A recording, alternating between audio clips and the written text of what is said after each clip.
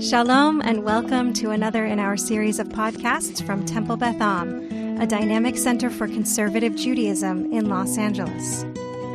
This is a recording of a teaching with TBA Rabbinic resident Jacki Honig. This coming week's parsha that we just read is Tetzei, which if you have had a chance to preview or know from past years has a ton of mitzvot in it. I Googled it because I was very curious and didn't want to count on my own. There are 74 mitzvot in this week's parsha. Wow. So there's a lot to pick from. I feel like I could have spent the time just listing and being like, did you know this was in the Torah in Parshat Tetzei? But I decided not to. So because one of this year's themes at TBA is Shemitah, I thought it would be interesting to talk about Kilayim, about mixtures, specifically of plants. It also, you'll see in the sources, it talks about more than that, but we're going to focus on plants. We're going to take sort of a journey through the sources, and focus on sort of what is the modern 2021 answer to this question about the tshuva that a lot of this came out of is about GMOs and genetically modified organisms, but some of the earlier sources predate, gene splicing, because, who knew? I will pause for questions. You can just raise your hand or you can unmute yourself, it seems, and just yell out and interrupt me. I will make the disclaimer that I'm not a scientist, so you can try science questions, but may or may not know how they work exactly. So I'm going to start with a quote from this week's parsha, which is Dvarim, chapter 22, verses 9 through 11. If you don't have the source, you can have a chumash in front of you. I'm going to read it just in English. You shall not sow your vineyard with a second kind of seed, else the crop from the seed you have sown and the yield of the vineyard may not be used. You shall not plow with an ox and an ass together. You shall not wear cloth combining wool and linen. So in this original source, we've got three separate prohibitions of mixing. We've got plants, animals, and types of fabric and garments. This is technically a recap. We saw this earlier. In Vayikra, chapter 19, verse 19, it says, and I'll read it, you shall observe my laws. You shall not let your cattle mate with a different kind. You shall not sow your field with two kinds of seed. You shall not put on cloth from a mixture of two kinds of material.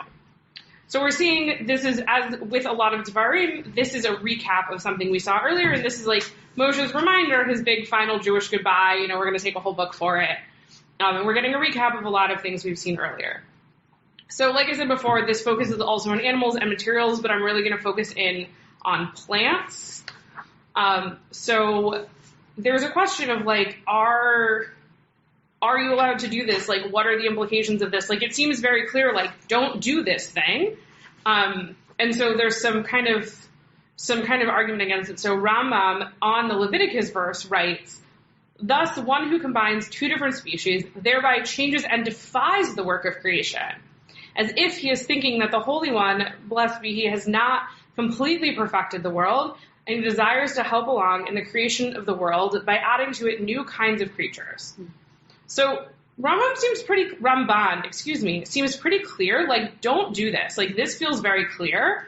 And something interesting, so Ramban says that on this verse. So then the next source is from Shulchan Aruch.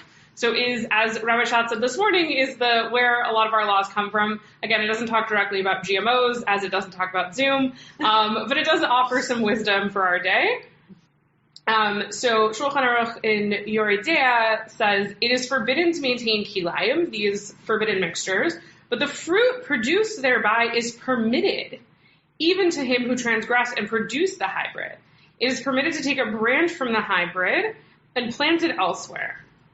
So that's from the Shulchan Aruch. And then we have Mishnah Torah, though I realize I think historically I've got these out of order.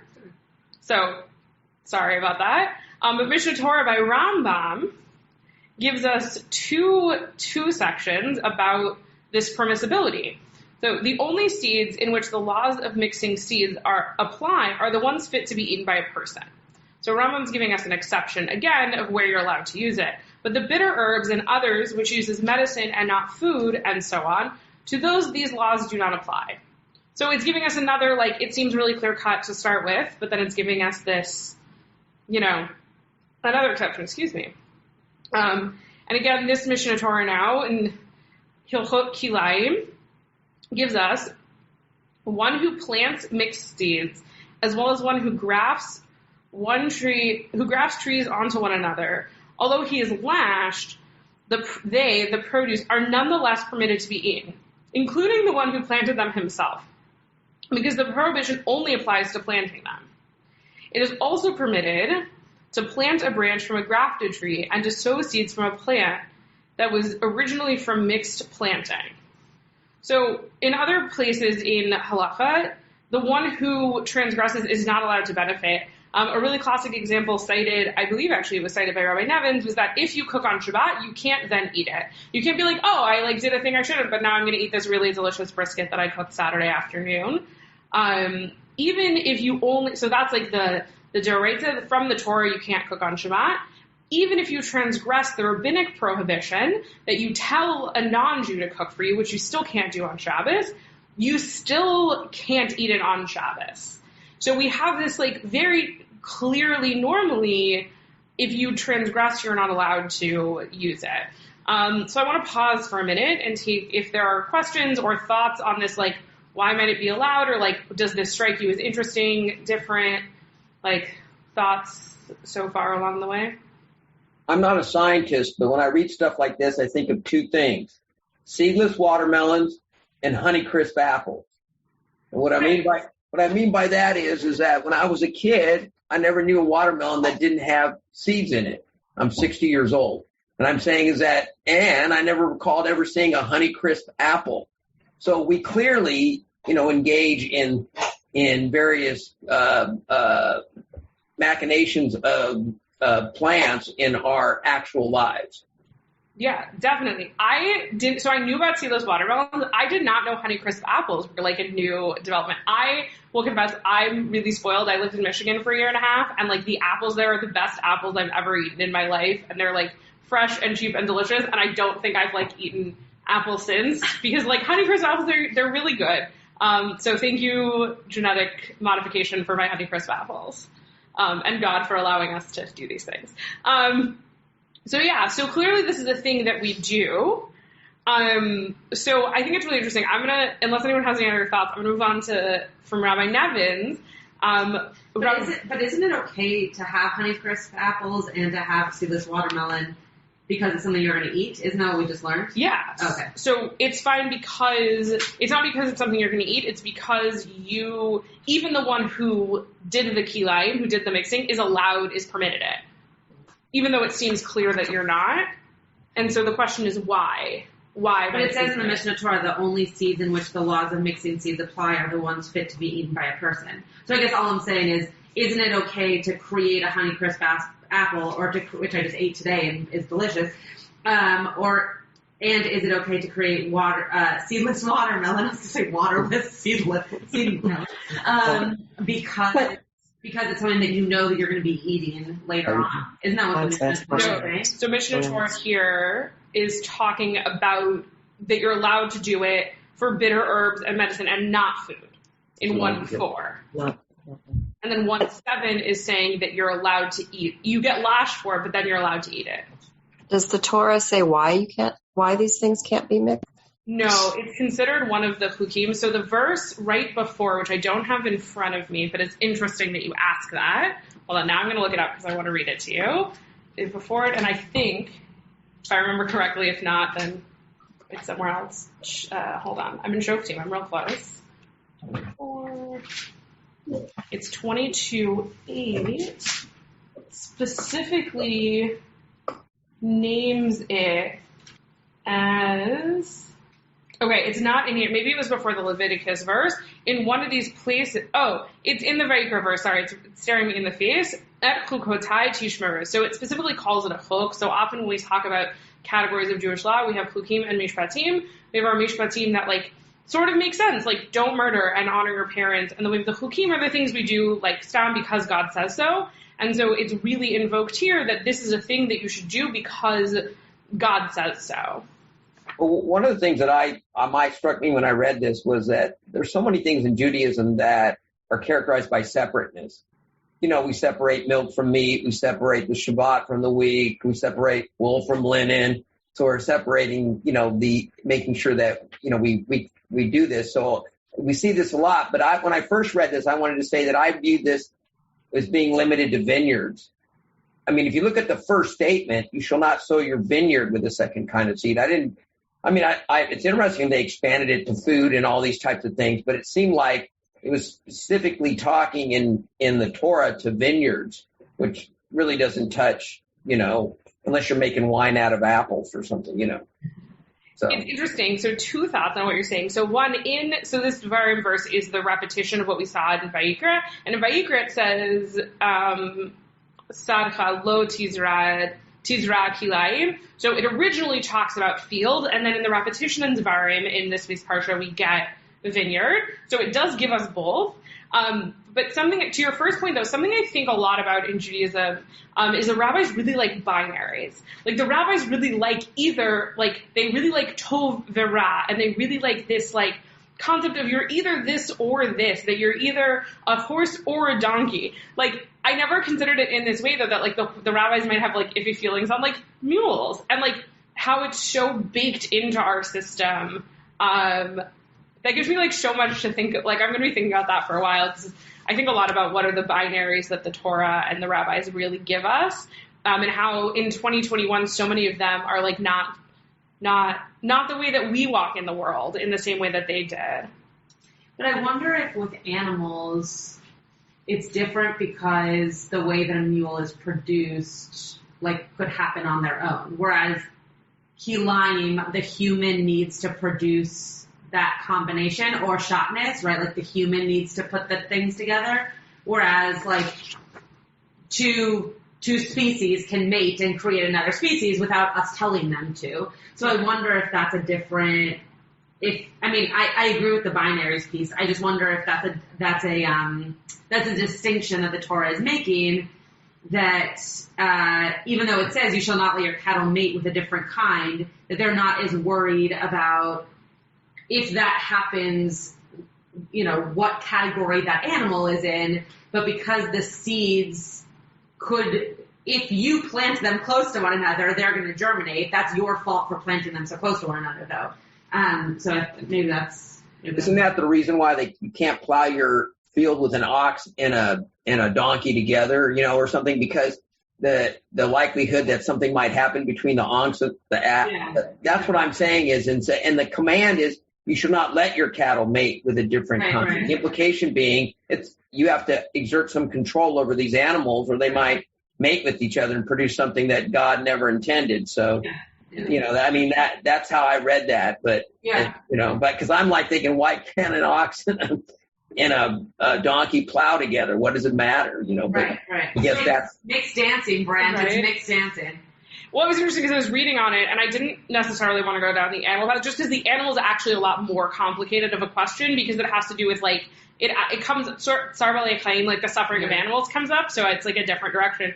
But I was doing some reading on it, and the reason you can't have them plow together is because then you would store them in the same barn, and then they might come to dance together. There might be some, like, mixed dancing. So, yeah. We all know where mixed dancing leads. Yeah, exactly. So coming back to the question of like, why is this allowed? Because I also thought it was very interesting. Like, I definitely learned a lot of like, once you transgress, like you can't use it anyway, so like don't do it. So Rabbi Nevins, I'm not going to read the whole thing word for word. I don't know if anyone else has ever read Shuvot by Rabbi Nevins, but they are wonderful and dense and, in a lot, but they're great. But his answer basically is that there's no way to tell, and I think it's funny that you brought up Honey Crisp apples, that I was like, oh, I had no idea.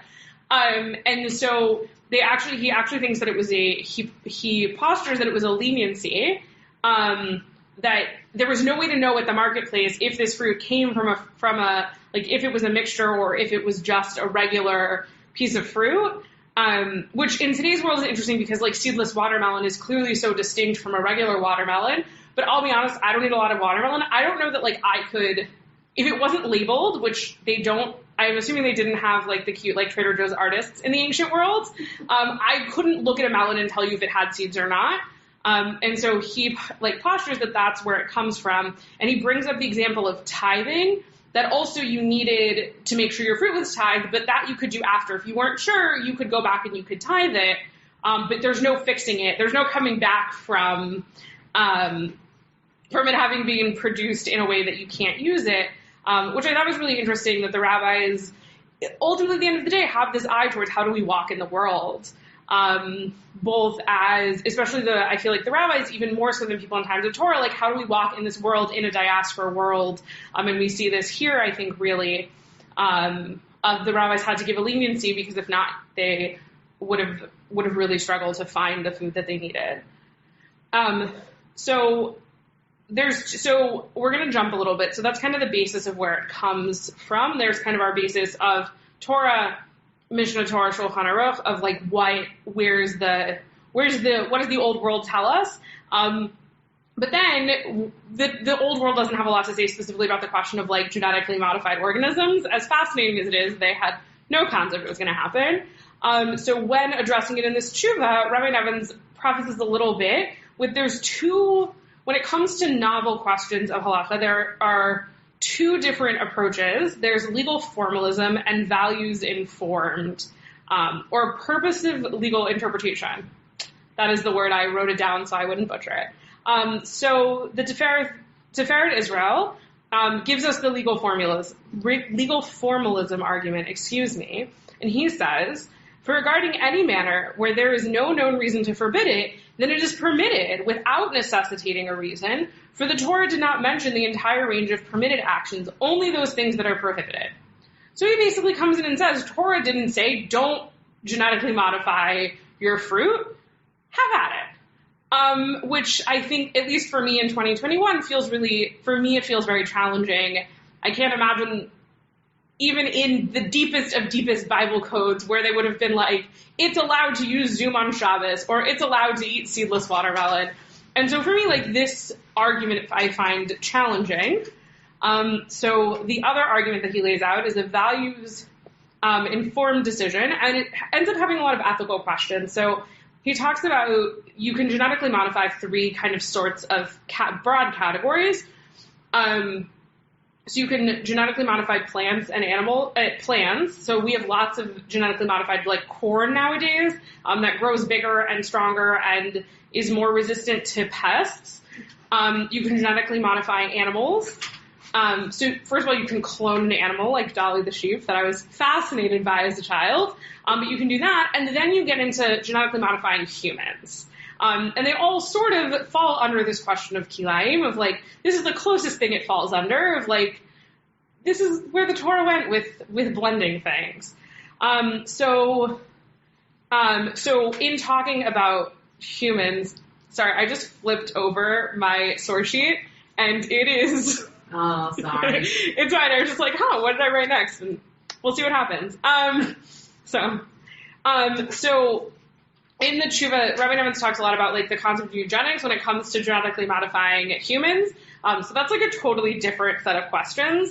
But he really comes back. I really wanted to focus it in on plants. And the implications are really different. So the reason that people nowadays genetically modify plants, generally, from my understanding, has to do with the ability to produce more crop, to produce it more easily. It becomes less water dependent. Like rice, you can now grow more rice. I think in some things they've extended the season. And this really hangs on, it really hangs on the fact that it's permitted, in all of these ancient, sources. Yeah. So there's also a tshuva that's super interesting, also a little bit dense, sorry, one second. It's called Curiouser and Curiouser, which it took me a really long time to find it because that's the name of it, and it's about the kashrut of genetically organized foodstuffs by Rabbi Avram Israel Reisner. And he, again, it's very long. I put the whole thing here if it's like interesting to you.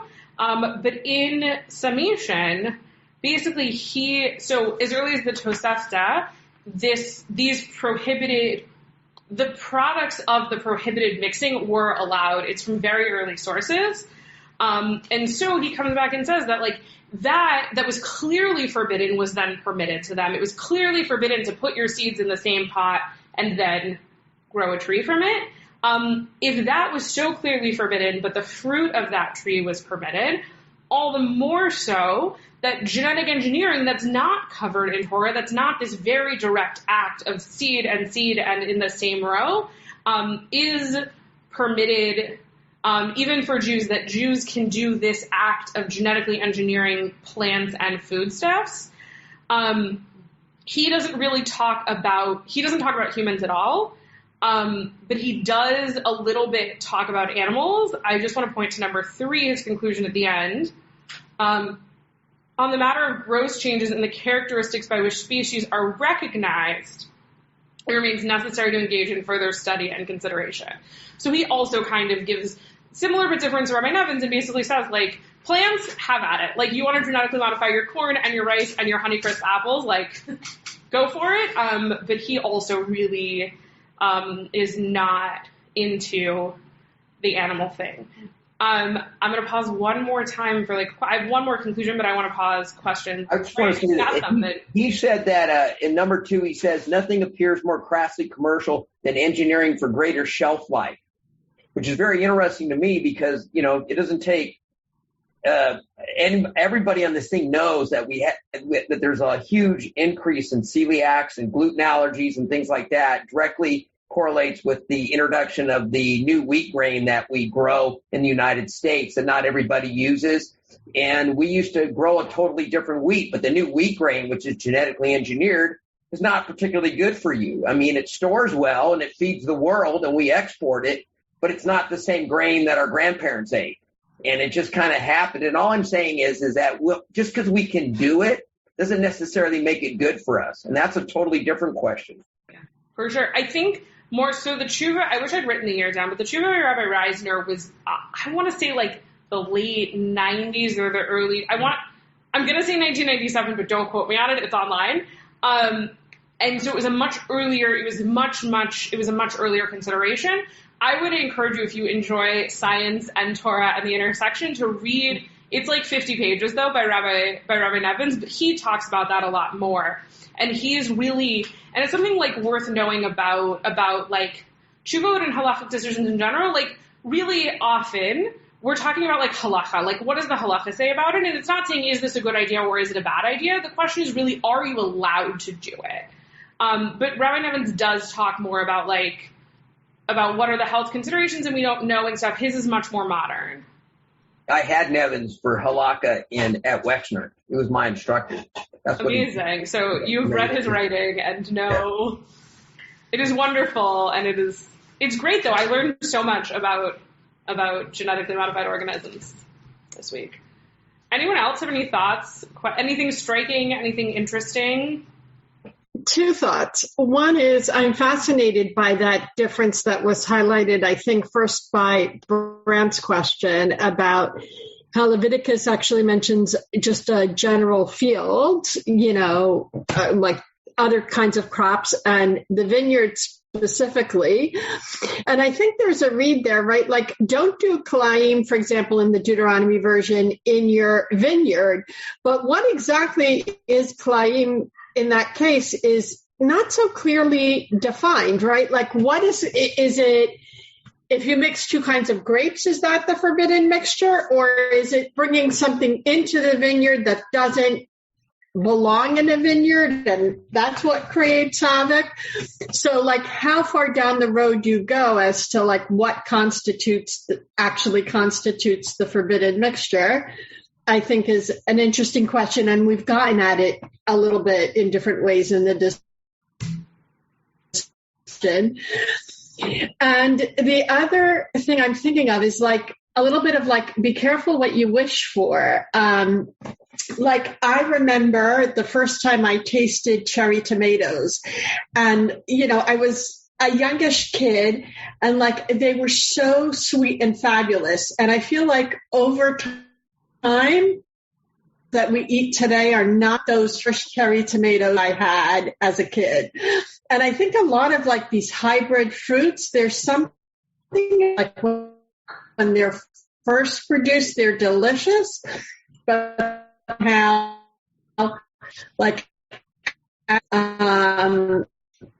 wondering about, if there's something to, preserving species and seeds happen. Yeah. To your first point was about, sorry, okay, wait, I'm going to do the second point first because while it's in my head, I think from a scientific perspective, it's interesting because that's technically how DNA works, as you make more copies, it degrades. And so I'm curious if that ends up affecting things down the line. I don't know. And I think that's interesting. And then your first point was about the specificity of the vineyard versus the field. And again, in what I was reading, I know one of the concerns, and I don't remember who brought it out, but one of the concerns was creating something that couldn't be perpetuated.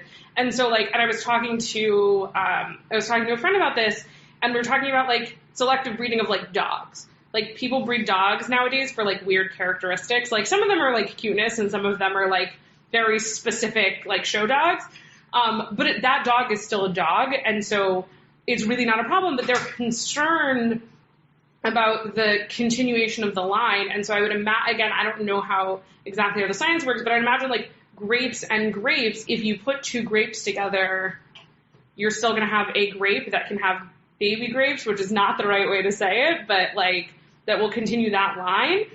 Whereas with animals, it gets more complicated. And especially back in the day, I always learned that mules are sterile, which in the reading I just read might not be the case. And so they seem to be really concerned about the continuity of species with fruits and vegetable, with produce, and also really with animals. That's really where that question comes into play, I think, about what are the limits of what you can mix. But I think it's an interesting question. And it starts to break down a little bit more that binary. If you could put two types of grapes together, but you can't put strawberries and grapes together, it's an interesting breakdown of that binary. Anyone else? I just want to say, I don't think the rabbis were ever concerned with what's healthy for you. I don't think that's their concern. I think that's your judgment, whether or not you want to eat grass-fed beef or corn-fed beef or cows that are fed pigs, even though they're kosher. I'm just saying that the reality is that the rabbis are not concerned with your health. I mean, you should be healthy, but that's up to your judgment. Their rules are not health rules. That's my take on everything from kashrut. It's not a health diet. It's a holy diet. For sure. Agreed. And I think that's something, again, that I think for me has been important as I study more halacha and read Shavuot is that again, the rabbis are just, like I said, the rabbis are just giving us, even the rabbis of today are only giving us an answer to the halacha question being asked. We're not saying, Rabbi Nevin, should we be eating GMOs? We're saying, Rabbi Nevin, are we allowed to eat GMOs? And so I think that's something important to remember for me for sure, of what are the boundaries and the limits of what we can learn from the rabbis and what do we have to find other teachers and other sources of wisdom to teach us. I just want to read this final answer from Rabbi Nevin, this last paragraph. I'm going to read the whole thing in English. So most modern methods of genetic engineering, are not directly comparable to the actions forbidden as Kilayim by the Bible and Rabbinic literature. Since recombinant DNA, which is the way they do DNA hybrids, generally includes just snippets of foreign genomes that function as widgets in their recipient. Even if the creation of transgenic organisms were to be considered halachically equivalent, based on a values-informed analysis, to the forms of Kilayim forbidden by our tradition, the fruits of such efforts would be permitted after the fact, b'diavad. And even before the fact, lehatchila, the motivation to save human lives and enhance health with therapies that use genetic engineering to combat cancer, feed the rapidly expanding human population, or produce medications would suffice to permit that which might otherwise be forbidden.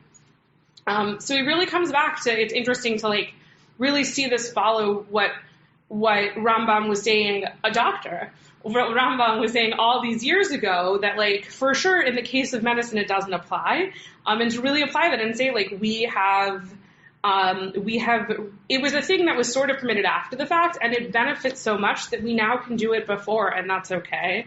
And I think it's really interesting to take this thing that feels. This is something I really love about halacha, is to take something like Kilayim, that's this one piece in 74 things that you just read, and really what are the modern questions that are being asked and answered about this ancient text, and how do we find it in relevance in our lives? And so I hope next time you eat some seedless watermelon or Honeycrisp apples, or you leave something sitting on your shelf a little longer than you expected and it's still fine, I hope you consider that the rabbis say it's okay. You can enjoy that Honeycrisp apple, and the apple a day will keep your doctor away. You have been listening to another in our series of podcasts from Temple Beth Am, a dynamic center for conservative Judaism in Los Angeles. If you enjoy these podcasts, we invite you to write a review on the Apple Podcast site or wherever you get your podcasts. For more information about Temple Beth Am Los Angeles, go to tbala.org.